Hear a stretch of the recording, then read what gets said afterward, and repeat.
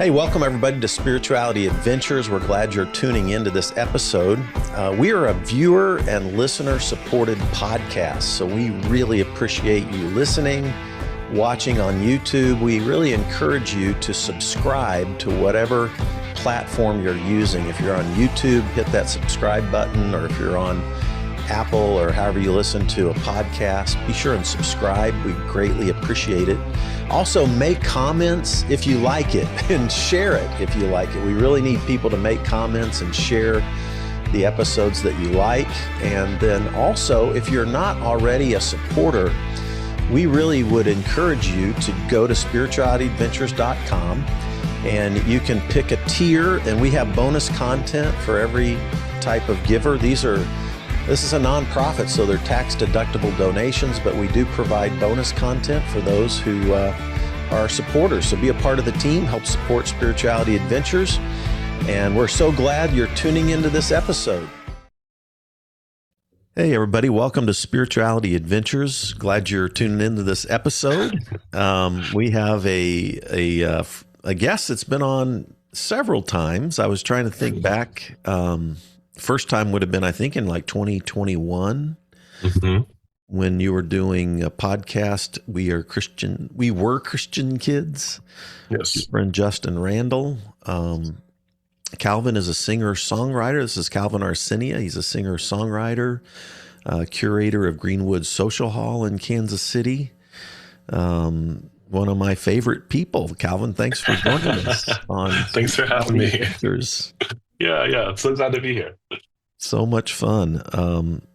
A friend of mine from the cycling world who's also a musician told me several years ago I needed to meet Calvin. So I did that, and I've just appreciated your friendship through the years now. Yeah, it's nice. It's been longer. So for people who are new to Spirituality Adventures, or might not have heard the interview that I did with you in the past, which has been several years ago now, help give people just a little orientation to who Calvin Arsenia is, where you came from, some of the big cataclysmic changes in your life, and then we'll dive into what's been going on in Calvin's world lately. So Sounds good. Last few years. Yeah, so my name's Calvin Arsenia. I'm a singer and harpist and multi-instrumentalist. I grew up as a worship leader in, I would say, medium-sized megachurches in the south side of Kansas City. I then became a missionary after I graduated from high school, moving to Edinburgh, Scotland, where I was totally infatuated by performance art and the community that surrounds that. And that was my first time being away from a strictly Christian community in my entire life. So I met new people and met myself in a new way. And then a couple of years after that, or a couple of years into that, decided to move back home to Kansas City, and knew that music was going to be a huge priority, and sharing my own songs and my own story was a spiritual practice as much as leading worship had been previously. Fast forward, I got signed to a local record label. I toured around the United States, made some music videos, have gained a lot of recognition for my work as a musician and as a visual storyteller as well.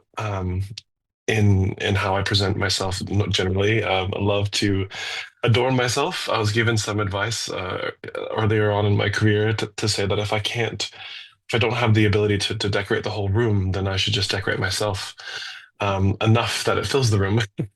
Oh yeah, So, I like that.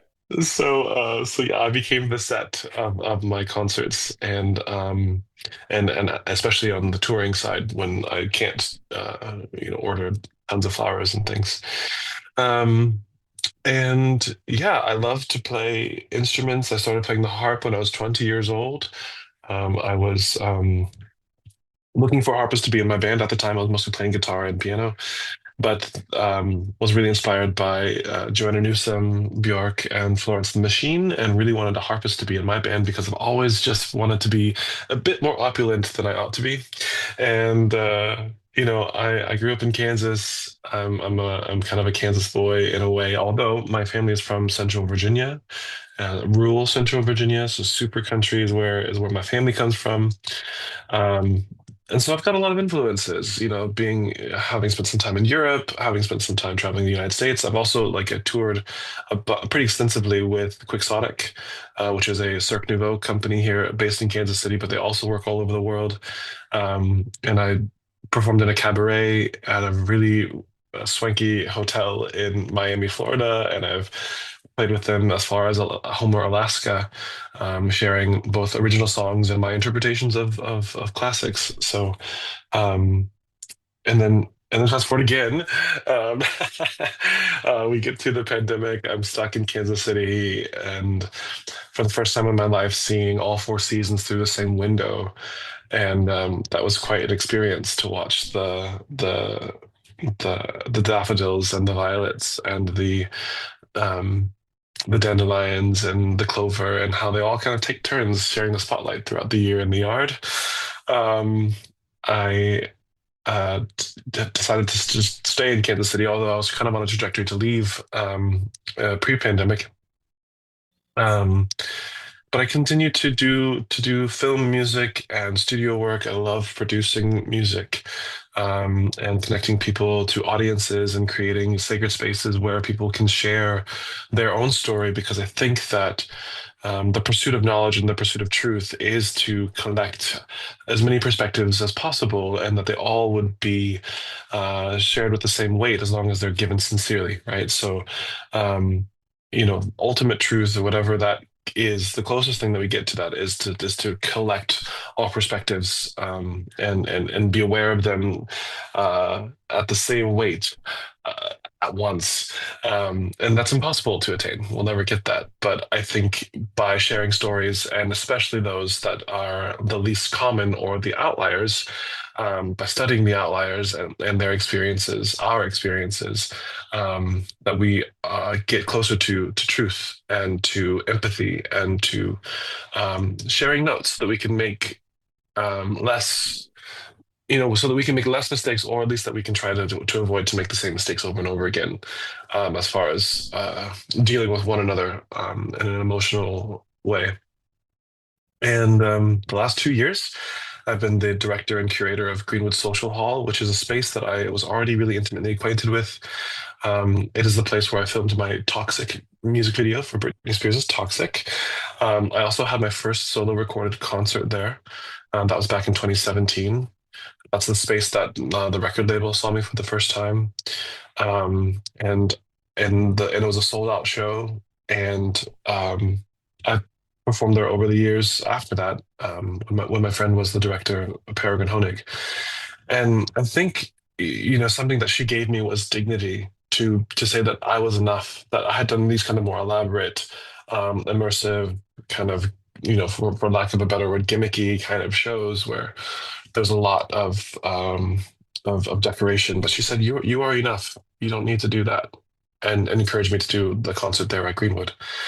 And so I, in that same spirit, have invited friends and new friends from around the country and around the world to perform in that space. Now that I've been there producing concerts, and what's really remarkable about it is that it's small enough to feel full even with a small audience. Um, and and it's a pin drop listening room. The bar is basically closed, like when people while the performance is happening. Um, and it's really microscopic and very attention, like very it's very easy to have a deep connection with your audience there as an artist, and vice versa as an audience member. And as I've performed in, maybe thousands of rooms in my lifetime, it became very apparent to me um, that you could perform the exact same songs and the exact same fervor for um, in two different rooms, but the one that's set up to be focused is where the impact happens. And so why would I want to spend any of my time singing in front of an audience who are not prepared to receive the work that I've dedicated my life to? Because singing at parties or background music, or even at festivals or things like that, where there's so many distractions, and the seating isn't geared or to facilitate that experience, and it's that exchange between the artist and the audience that makes me wake up in the morning, because again, it's that exchange of truth, and so to be able to like hone that, the design of the room and the lighting and the bathroom experience and the ticketing, and to make sure that every party involved feels dignified and invited to be there, has become something that is another art form in and of itself, and something that I take a great deal of pride in. And so I get to share that experience with other artists, like I said, from around the world. Recently had my friend from Scotland, Sarah and Paula, over, who you interviewed as well. So people should go back and listen to that interview. Um, and I had my friend, Egyptian musician, Rami Assam, who's currently based in Finland, but had him come and do a show as well. And so, as well as other people from all around the United States, Anna Moss, and local favorites as well. So I just dignity has become a theme. Empathy has become a theme. Making sure that everyone feels like they are invited and welcomed and valued in the space makes the listening experience that much better and that much more effective, and fosters a lifelong relationship between these artists and their audience. So that's who I am. Yes. Excellent. I am a huge fan of Greenwood Social Hall, and I think since you've started curating that as a venue, I certainly been the place I've gone to the most concerts in Kansas City. Like, Yeah. second maybe would be the Blue Room. But yeah, I love it. I encourage everybody to, if you're in Kansas City or visit Kansas City, check out Greenwood Social Hall. Yeah. And love it, love it. So one of the things that I admired about you, Calvin, is your creativity. And it seems like you have a boundless amount of it. And it's like, I don't even know how to describe it other than it's an energy that's a part of your being.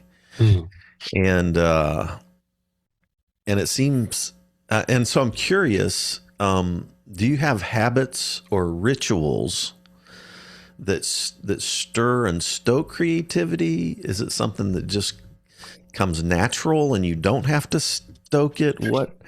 What creates the fire in you? And when I think of creativity, I think about evolution and energy and love, and how we're all a part of a creative evolutionary process that I don't even fully understand, but I like to try. But it seems like creativity in so many ways. I mean, you're singer and songwriter, music writer, collaborator. Where does that come from? Do you have habits and rituals that enhance that? Give us an insight into your creativity. Yeah. I think it all is a little bit different. But I will say that the commonality within a lot of my creative work is that there's a problem. And then I like to create the solution. Um and so, like with Greenwood, like I was saying, like the problem is like I can't sing over a talking audience. It actually physically has damaged my voice, and I won't do that anymore. And so I can't perform in places, or I'm unwilling to perform in places where that will cause me physical harm. Um, so the solution is make it an like a really make it so attractive to have a focused space to perform music in, right? And to sustain that and to offer that to other people is the concert series, right? I don't know of any other space in Kansas City that is as focused as it is at Greenwood Social Hall. And so that's one of the reasons why I'm so passionate about it, right? So the solution, the creativity now is like, how do we keep this going? I'm in the process of purchasing the building right now, to protect it and to preserve it as a mainstay in the community. Um, I think about my concerts, like like when I came back from Scotland, I had gone to and participated in the Edinburgh Fringe Festival, which is one of the largest performing arts festivals in the world. It's what I was attracted to become a missionary there, to be around artists and in kind of a global hub of performing artists. And the energy there is just kind of is really it's sticky. It's gorgeous. It's wild. It's funny. It's not so serious, but then it's also super heartfelt. And I wanted to be around those kinds of people and to love on those people and to share the love of God with those people. And in the process, learned a lot of other things too. And when I moved back to Kansas City, Kansas City is not necessarily known for its experimental art scene. And I also find that, artists, I'm not unique in this. Other people create the art that they want to see and that they want to experience. And I wanted to go to concerts where people had thought about the culinary and the drink menu and thought about the scents that were happening in the night and really gave a lot of care about the visual aesthetics. My first large concert album release show was November 13th of 26 no, yeah, 2016. And I had hired a bunch of my friends to help me. Actually, no, actually, at that point, they were volunteering. It was a Tuesday night in November under the beaver moon, I believe, the full moon. And we had costumes for everyone and makeup for everyone and had dancers and a stilt walker and a string quartet that played the intermission. And well, actually, they played Piaezu because I had to sing that, obviously. And like I just wanted to have all these different things to tell the story of accepting myself. And so each song had like another visual element. I think a part of it too is that I've spent some time in my life working as a teacher, and one of my most profound teaching experiences was working in a Montessori school that was really encouraging to meet the children where they were, and so really taking into account learning styles, so if they're visual or audio or kinesthetic. And learning styles was not just about how to study for a test. It's how information is processed in that person, and that's something that carries on through the whole lifetime. So I think another impetus or another like launching point for the reason why my work is perceived as being more creative, is that I want to make sure that every person in the room feels like they are getting a story that was written for them, or at least like there's an accessible passageway into this experience. My father is super kinesthetic, and because of that, he had a really hard time paying attention in church.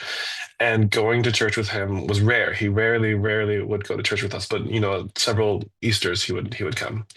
But I also watched him just tinker on the car and tinker on the lawnmower and tinker on whatever was broken around the house.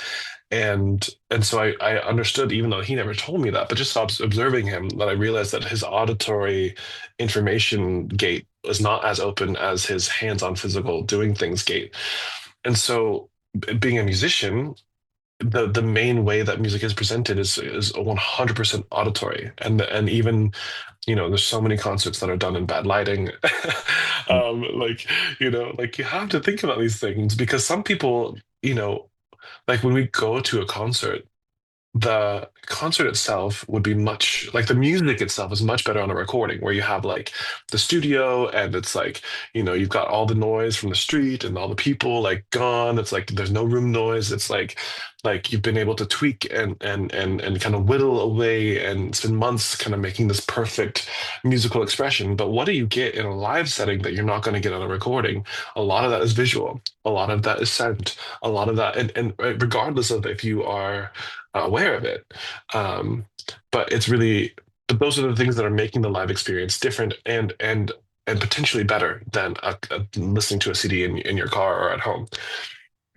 So when it comes to how I am thinking about, what is the problem? How do I make sure that people who are like my father are also having a good time here? Right. And so then there are things that are moving or things that you can interact with that let that those people feel like they also are having a show that was catered to them. Um, so I think I'm gonna put a pin in that because I could talk about that forever. Yeah. Yeah.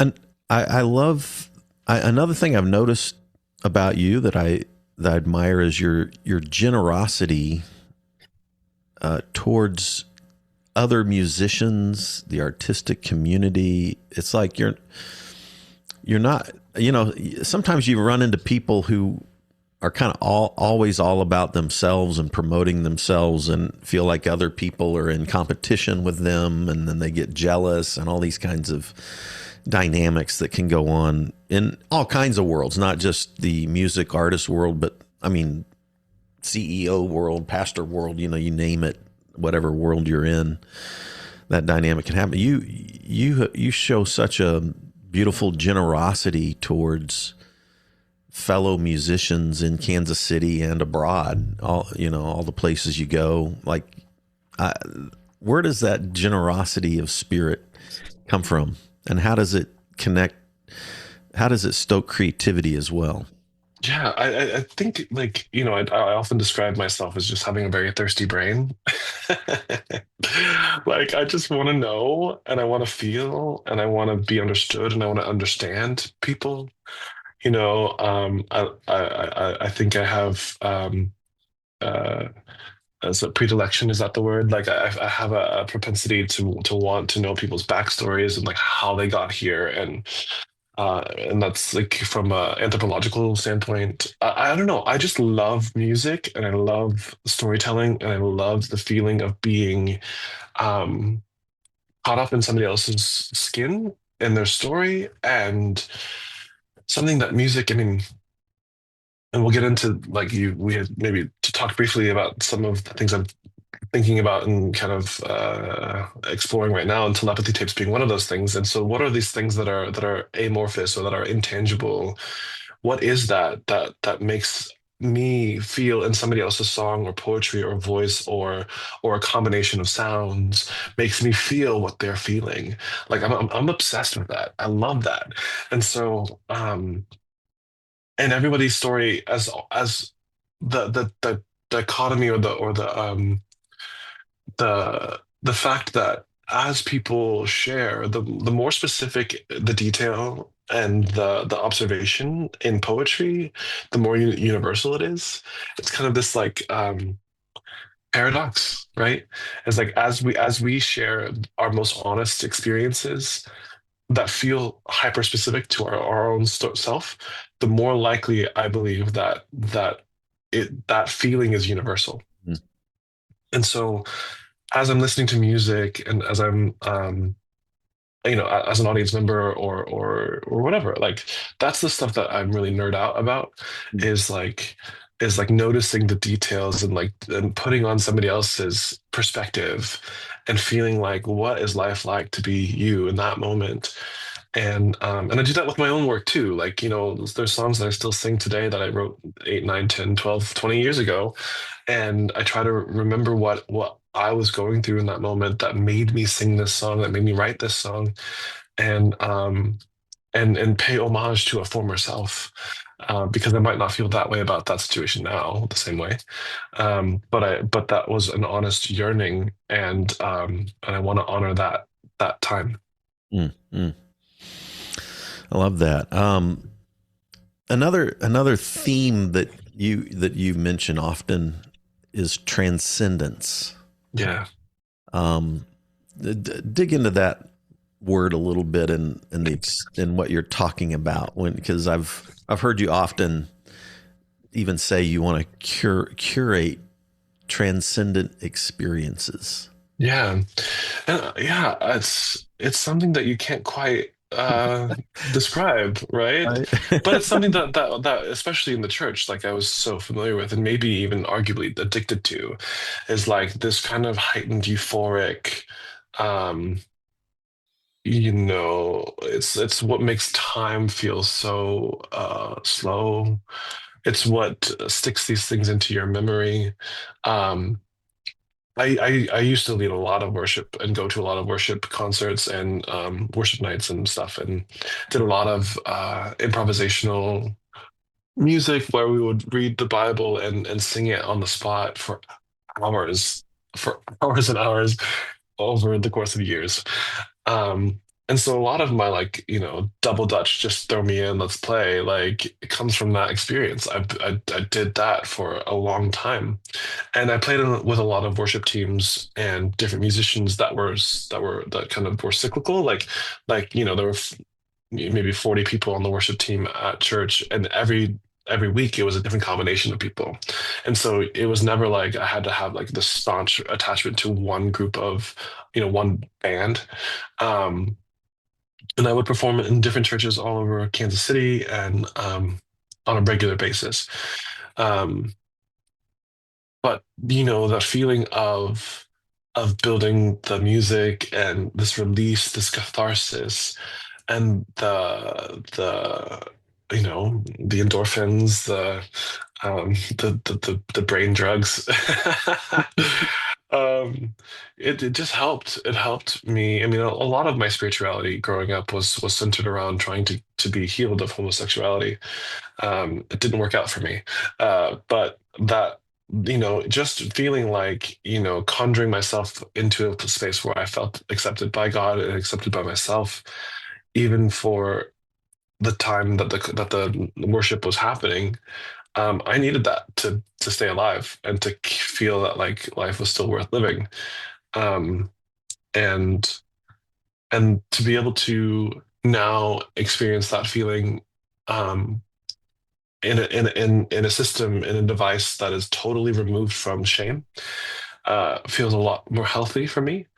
And and I think that that's kind of my hypothesis, is that like the healing experiences that I had within the church were not exclusive to interacting with that version of what was called the Holy Spirit, but instead is the response that my body has when when I'm singing and singing and syncing with other people in a room, with the same focus or the same kind of desire, which oftentimes now is simply just to be experiencing beauty, and that's a huge kind of unifying force, is to say like I expect to receive something beautiful today. Um, is a totally different energy than what we often, pump our gas, or like, like go to the grocery store. Like you don't go in there anticipate. So yeah, anticipation is a big thing. Hmm. Anticipating something beautiful, Mm. and the expectation of that, and then for a finite amount of time, and then you go back and take that inspiration with you. And I feel like, since I was quite young, I mean, the first times that I was on stage, I was 12 years old. So and I just turned 36 a couple days ago. So Happy for birthday. thank you. So for 24 years I have lived my life from stage to stage, and it's been a really beautiful thing. Mm. So in the last, I don't know, maybe just since you took you've been doing Greenwood Social Hall now for a little over 2 years, 2.5 years, something like that. Yeah. Yep. In that period of time, Greenwood, I think about some things that stand out to me that have influenced you. I'm curious, what would be 2 or 3 of the biggest standouts? And I'll tell you what I'm curious about, but these might not be your top 2 or 3. Yeah. And What have you noticed? well, obviously, Greenwood itself and curating that experience has been huge this last Yeah. 2.5 years. Your trip to Africa, your trips to back to Scotland, and the telepathy tapes, which Yeah. we've talked about multiple times, and I've gotten more than halfway through, but haven't gotten Mhm. all the way through. Yeah. Maybe there's some books and other music, but I'm kind of as you think about your last 2 or 3 years since you started curating Greenwood, what are some of the things that have impacted you the most and affected your creativity and beauty and spirituality and whatever you want to call all of that? You're Yeah. big influence right now. Yeah.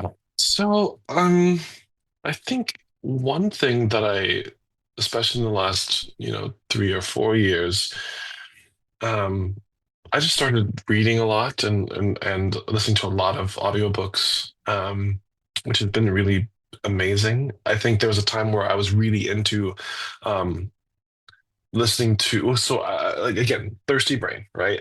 So, so a lot of my study has to do with civil rights and the Black experience. A large part of that because I feel like that story. Um, I grew up around a lot of white people or people who identify as white, and I felt totally safe and comfortable in the places that I grew up in, and that's a double-edged sword, maybe. Grateful for the people I grew up around. Grateful for the kind of society that was, but I think I was very detached from the African American community, and in some ways, I still feel kind of detached, and I'm trying to work on that. Um, and a part of that is the research and kind of filling in the gaps. I think that when my parents grew up just after kind of the heights of the civil rights movement, and as far as what it's spoken about in the history books that we were taught in school about, my mom had relatives that marched with Dr. King, um, and my dad was the first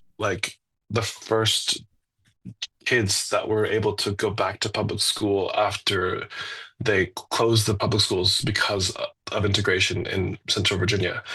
So I come from a very, people who were involved in that, and I think in ways everyone was. And so again, that's not unique, but that's just, who I come from. Um, and so I think when they brought me and my brothers to Kansas City, that they were really trying to protect us from having to identify with the struggle.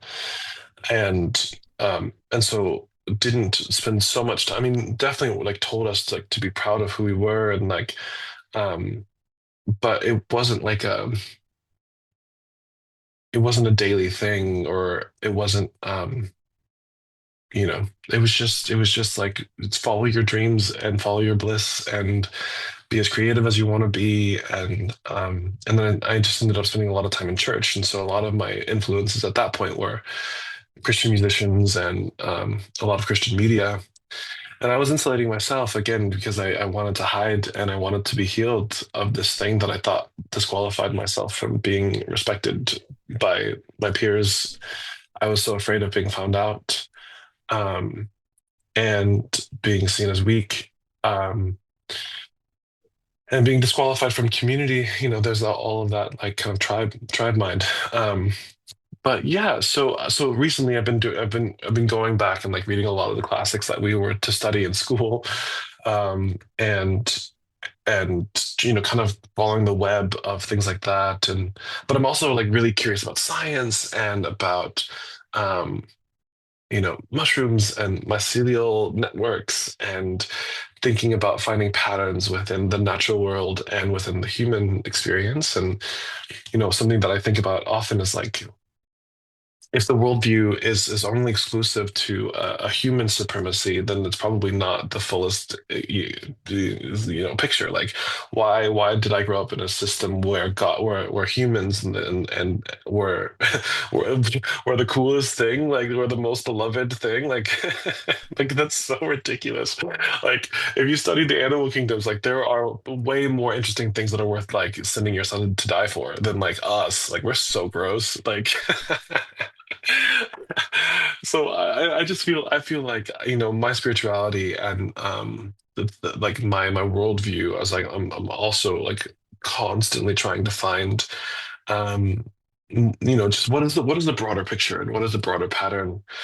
um I've been thinking a lot about like witchcraft and manifestation um and spell work, and aligning your heart to through ritual to find synchronicities, or to be more open to inviting the things that you want into your world, which is really related to prayer, in how it looks. It's just I'm not requesting that from someone anymore.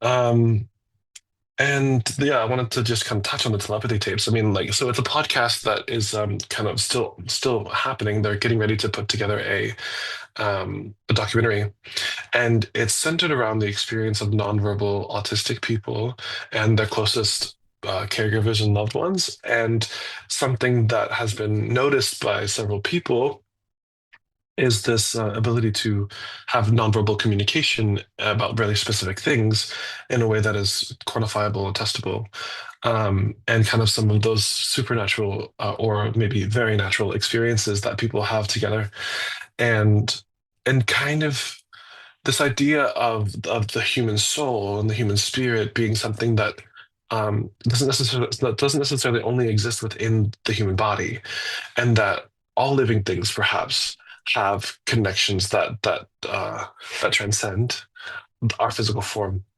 And with my experience as a musician, with my experience as a worship leader, as a Christian, um, I'm more prone to certainly believe that there is something intangible about life. Um, and so then the question is, how now do I respond to this? How now do I live my life with this information?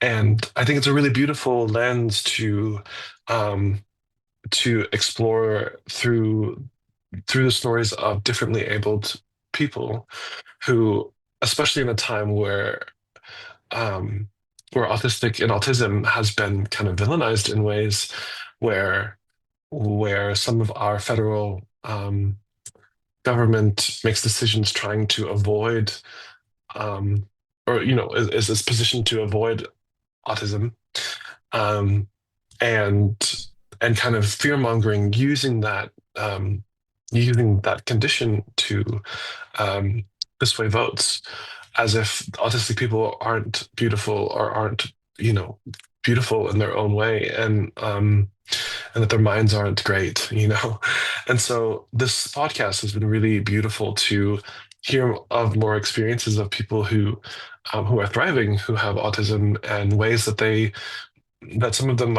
might be experiencing an even more beautiful life than ours, kind of separately from this idea of telepathy, even that. And so, yeah, thinking about community and thinking about dignity in that space, and always thinking about, like, yeah, what is that separation between the physical body and the intangible parts that make us living beings.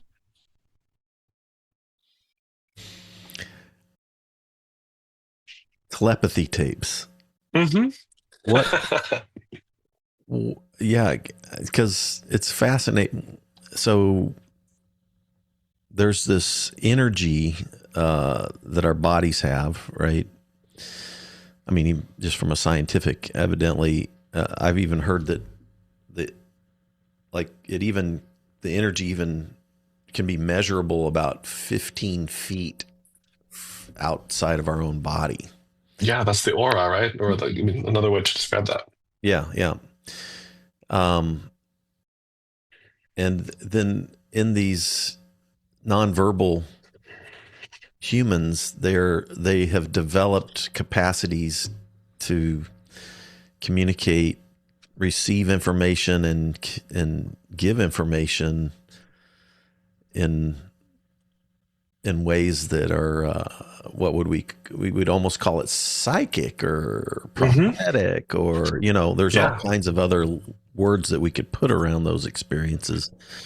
And so sometimes it's like, are we all talking about the same exact experience and using different word banks to describe them when we're talking about the gifts of the spirit, when we're talking about magic, when we're talking about psychology, and we're kind of mincing words, Mhm. or using a different kind of verbiage or colloquialisms or surrounding those experiences, but they are all very related.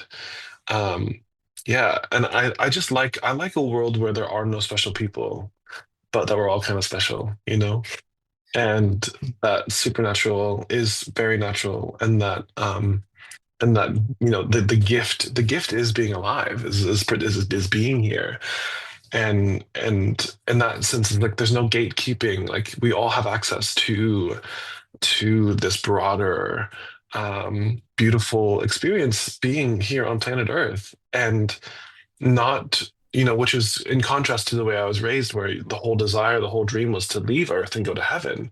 Right. But I think we would be really, really missing out on the opportunity that we have in physical flesh to experience what this planet has to offer. And I fear that a lot of what's taking that from us is, the capitalist society, of the capitalist patriarchal society that has us kind of spending all the time doing things that are not natural, that are very unnatural, or whatever that word would be, unnatural. um, and I don't have a solution to that, but I'm keeping my mind and eyes open to it. How do we spend our lives enjoying our our experience in the most natural way possible? And who are the systems, the artists, the teachers, the schools, the places on planet Earth, the animals, who are also in flow with that desire, and I just want to hang out with them. Mm. Mm. I love that. I love that. So, your trip to Africa was what, a year and a half ago or two, Yeah. something like Hmm. that. It wasn't this November, but it was the November before. Um, yeah. What stood out for you on that trip, and how are you continuing to process it?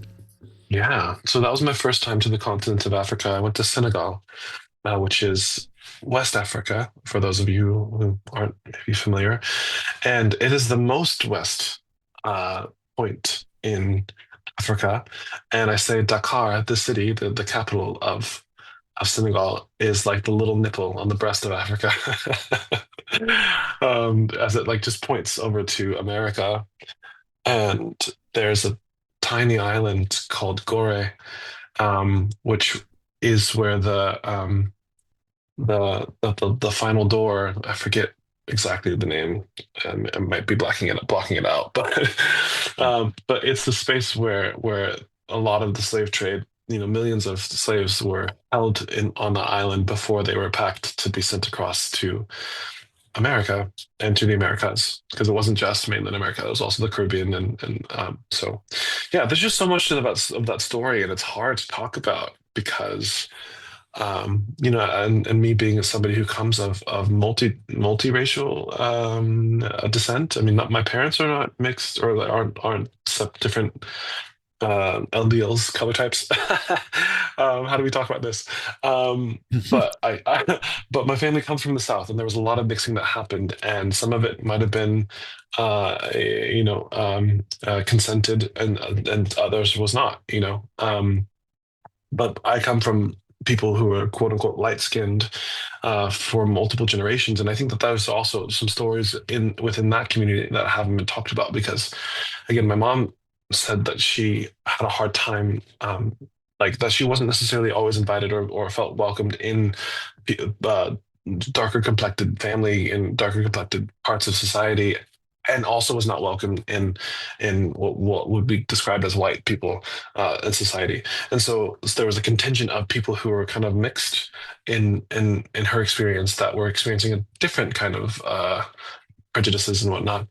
Um, so all that to say is, like, I have biological ties to both people who enslaved people and people who were enslaved, and to be able to hear a bit more about the context about how what was happening before they landed in America. I mean, the oldest the first African of my family that was brought to America that I have record of was, I think, 1710. Mm. Like, my family, who I'm coming from, has been around in on this place since before America existed. I'm just about as American as it gets. And to get some context, about like society, and maybe, and sure, I mean, I also know that Senegal has changed just as much in the last 300 years as, or potentially, as America has, right? So thinking that, it was really important for me when I was there to, like, not think like, oh, I'm going back to Africa, right? No, it's like Africa is also modern and experiencing today, like we're experiencing today, and there's nobody's going back to anywhere. We just get to go and live and be present. I think that there's some temptation to feel like you're going back in time to a more primitive thing, to check it out the way it was before, or something like that. And so it was really beautiful to just walk around and see people carrying baguettes and wearing Tupac t-shirts, and like we went to go see a movie that was really amazing, and it was totally in French, and I studied French growing up, and to be able to, like, talk to people and kind of, like, I don't know, just kind of see where y'all at right now. And one of the biggest takeaways was, I think I was surprised at how aware and proud of African Americans that some of the people that I met in Senegal were. And again, I'm not going to say that that's um, you know, a, a given thing. Like, I'm sure there are multiple opinions, that no one is a monolith. But I did meet some people who were so proud of African Americans and how far we've come, and how much we've done as a culture and as a people. And I always felt like, because of slavery and the siphoning of resources, of life force, of um the lack you know um of of opulence or something, um that that we would be looking back to Africa to kind of tell us what to do and where to go and how to be and who we are. And yet, like, they're seeing our culture and our art and our stories and being proud of us. I don't know. I just had never really thought of that before. And but there, yeah, the one woman, she was a teacher at the school that we presented at, and she said, like, we just think you're so cool, and just like, wow, all of what you've done, like, it's so beautiful, and that is something that I will take to the grave. Mm. Yeah. Mm. So tell us about what projects you're working on now, and what are you envisioning for the rest of 26 into 27? Yeah. Well, 2027 is the 100-year anniversary of Greenwood, the building. So Greenwood Baptist Church is what Greenwood Social Hall began its life as in 1927. So in 2027 will be the 100-year anniversary of the building. Um, the congregation left about 10 years ago because many of the members of the church were getting too old to go up and down the stairs. So they left the church and sold it, and it was renovated into what you see it as today. And so I'm right now in the process of purchasing the building, which has been long and complicated. But I don't feel that I have a choice because I love the space so much, and it's been such a part of my artistic practice and my legacy.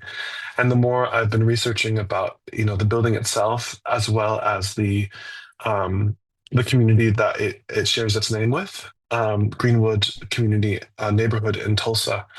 Um, that's kind of been my recent obsession, is learning more about what happened before and after the Tulsa Race Massacre. And that was, I believe, 1921. And Greenwood Baptist Church existed as a congregation before they moved into this building. I believe that was in 1905 or '08.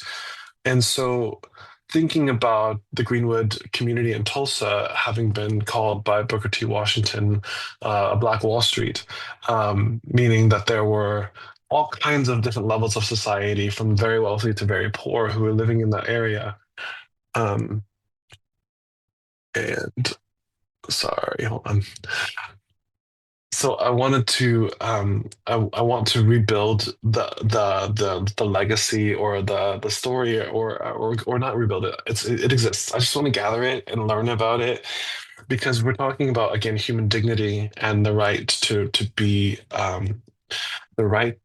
soft, and the right to be expressive. And that it's not something that I'm inventing or dreaming up of, but it's something I'm channeling and getting in tune to. And um and so, yeah, it's sharing, it's Greenwood Social Halls, which took its name from Greenwood Baptist Church, which is sharing the name with the Greenwood community in Tulsa. That was so that was so it was so independent, and in its expression, that it was seen as a threat, and demolished in a day. Um, and the people who survived, the victims who survived, um, many of them stayed, many of them left, many of them became the artists and the voices. The children from there became the artists and the voices that were the Harlem Renaissance, that were sitting at the tables. I didn't know so much was about Oklahoma around the sit-ins that inspired the sit-ins that happened all throughout the South. There's a lot that came out of the Midwest, out of the heartland, and when it comes to human dignity. And I feel that I'm just a part of. I'm a little scale on that fish. I'm just a little glimmer in that rainbow, a little glitter on the cheek of the face of that movement. But I want to be a part of that, and a part of that. I'm a flake of paint on the canvas. But I think that there's something to be said about having a space where, in Kansas City, where African American people of all kind of racial expressions, women and queer people, have a space where they don't have to be a clown, or uh, you know, like, tokenized, to participate in the thing that everyone else is already doing, which is like sharing your story in a dignified way. Um, and so I feel like it's my pleasure to connect with other small venues in the Midwest, because it's also like it's a logistical issue, being that a lot of major artists will tour up and down the East Coast, a lot of major artists will tour up and down the West Coast. There's larger communities that are closer together, that make that more uh, what's the word, Easy. advantageous to tour. And for an independent artist who is living in the Midwest, it's really hard to travel from community to community, and to make a career out of that. And so I think the broader work is, preserve and get the building, to purchase the building. I am going to be announcing some fundraising efforts. I'm looking for investors. I'm looking for grants. I want to secure the ownership of the building.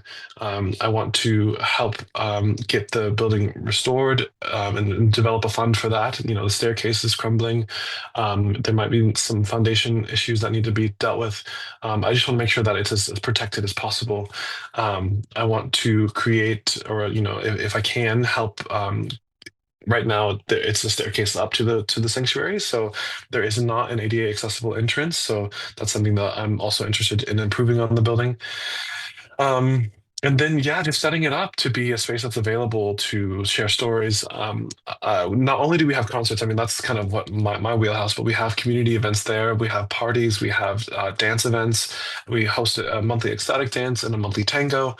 We've also hosted the Oddball Hoedown, which is an inclusive square dancing community with a live band, and they play fiddles, and it's awesome.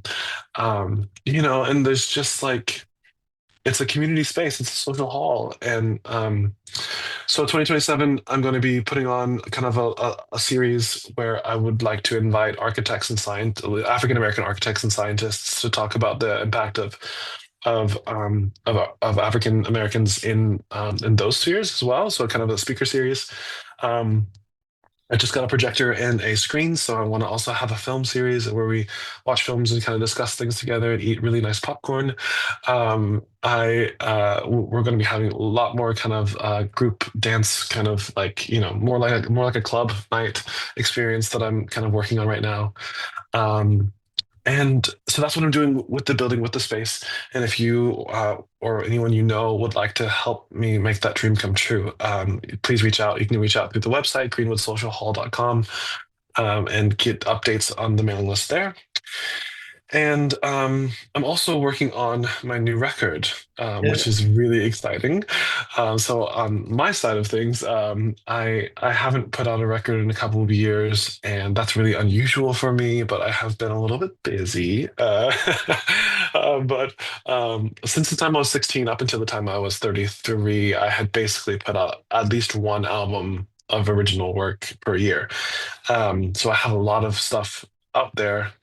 Um, and and so I have not written a single song yet for the new album, but I'm collecting language and books and stories and thoughts. Something that's really fueling this new album to me, I think, is like, I want to be really honest about where we are right now as a society and as a species, and where I am right now. Um, I think this album could feel a bit more political, but in the human sense that politics is how we exist in relationship to everybody else on planet Earth. And I think that we're gaining quite an interesting perspective right now about how we relate to other humans on planet Earth, in the midst of yet another war, in the midst of all these climate crises, in the midst of another round around the moon, and seeing this blue marble kind of for all it's got to offer. And I think that life on planet Earth is like such an incredible experience. And so, yeah, I want to sing about that. A lot of my former records were more about interpersonal relationships and romantic things, and disappointments, or good things. And I just feel I feel very open in my wise old years, to sing about other things now. And yeah, I'm really excited. So the plan is to have the new record out sometime in October, and I will be definitely giving you updates about that as well.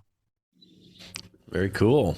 I look forward to it. By the way, your website, just calvinarsenia.com,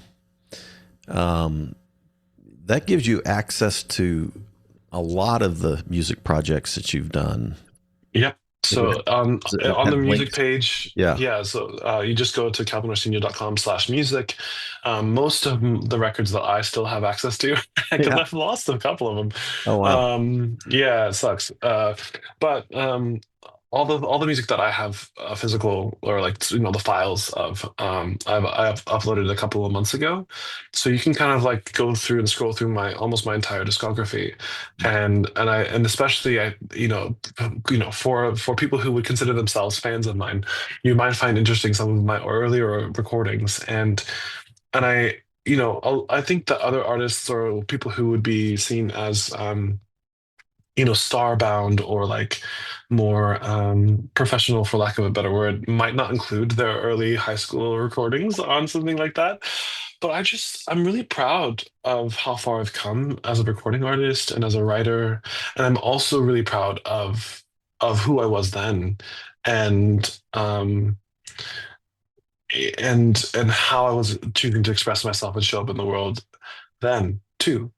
And one of my favorite experiences um, that I've ever experienced was going to the Van Gogh Museum in Amsterdam.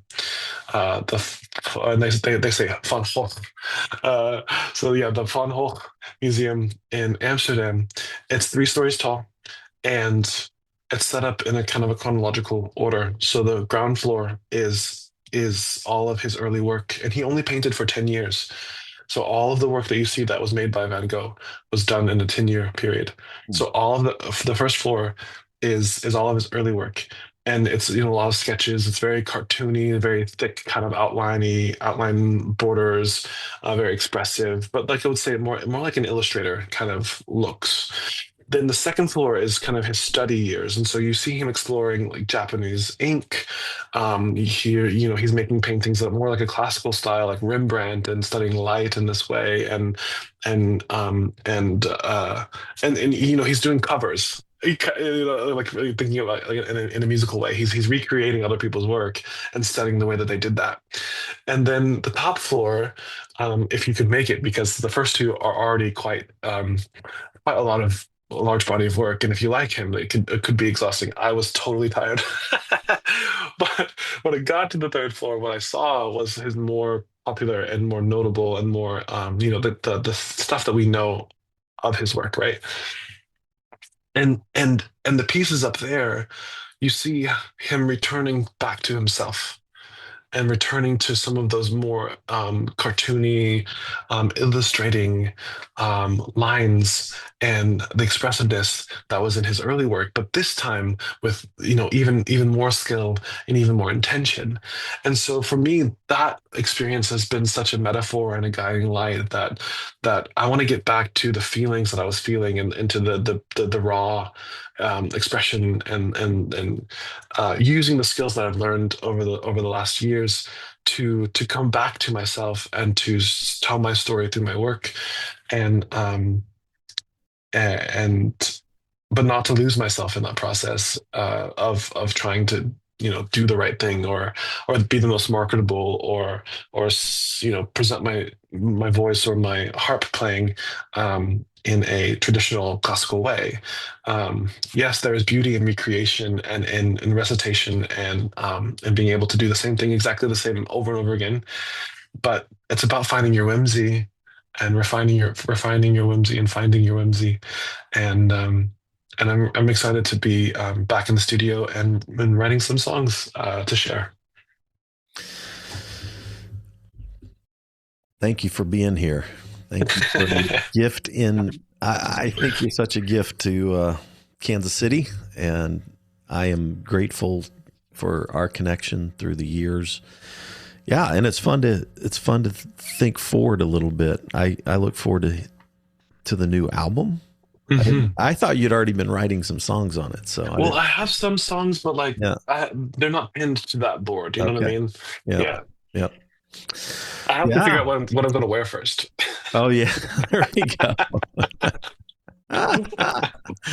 Yeah, the aesthetics of it, and then you fill it with words and music. Yeah. Well, beautiful. Thank you so much for being on Spirituality Adventures. And yeah, folks, check out Greenwood Social Hall if you're not.